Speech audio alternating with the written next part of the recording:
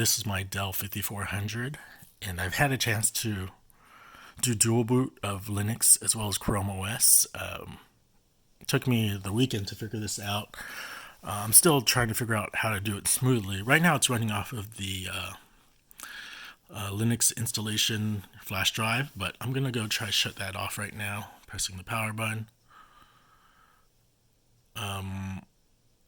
So this is true dual boot. It's not like one where I'm running off the flash drive. So I'll go and boot. You see I've taken a flash drive. This is a Dell 5400. It uses Dell boot firmware from Google, so it's a little wonky. I used, so let me boot into Linux first. So I'm trying to turn it on.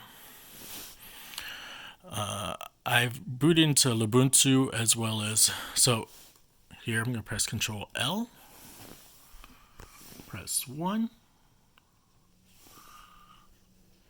It's opening Grub. See Grub 2.12. I'm going to press, if you can see, it just says Ubuntu. This is Kubuntu, Kubuntu. I think 23.1. I could be wrong. It's whatever is the latest one for February 2024. One of the problems is it loads up and it's really faint. The backlight is set to 0. And I'm just using the default login. I fixed that by putting in a small script which runs after login, and so now the brightness is set correctly. So this is Kubuntu with my Dell 5400. Obviously you can see I'm looking at horrible Yahoo articles. There you go. For the most part, surfing as well as sound is working okay with my installation, and I'll make a video about what I did to get it working. It's 2 parts, and again, it took me over the weekend to figure this out. Thank you, Mr. Chromebook Tech, for providing a lot of help online. You can see. So volume and video works fine. I used RW Legacy firmware update through Mr. Chromebook to enable the ability to boot Linux off of either the flash drive or the hard drive. I used a CHRX to install Linux onto here. If you decide to go the flash drive route, it's a little difficult to do a dual boot very easily. I read online Mr. Chromebook mentioning use CHRX to create the partition, and then after that use a flash drive to install it. But my problem was after installing it with the flash drive, it would corrupt the Chrome OS side, and so I still haven't figured out how to get past that. I can see why people prefer running off of a flash drive because there's less headaches in terms of creating a dual boot environment. But I wanted to have it on my laptop because it just runs smoother and it's less of a headache having to carry around a flash drive.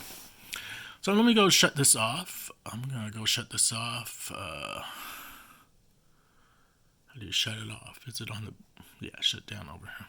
So this is Kubuntu 23.10.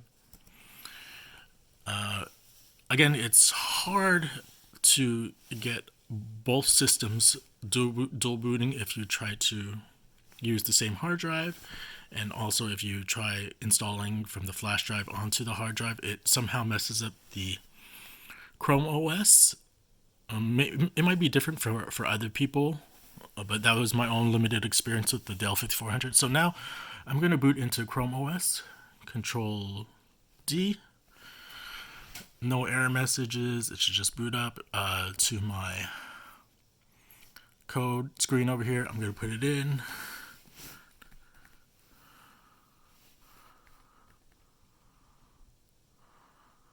And you can see it boots up just fine. I'm in Chrome. Nothing really to show here. So that's it. I just wanted to show that it's possible to do dual boot for a Dell 5400 with Linux and Chrome OS. And this is February 2024. I'll try to post the video where I did it. It's sort of straightforward, but also a little tricky because the biggest problem I had was, number one, booting off the flash drive, depending on what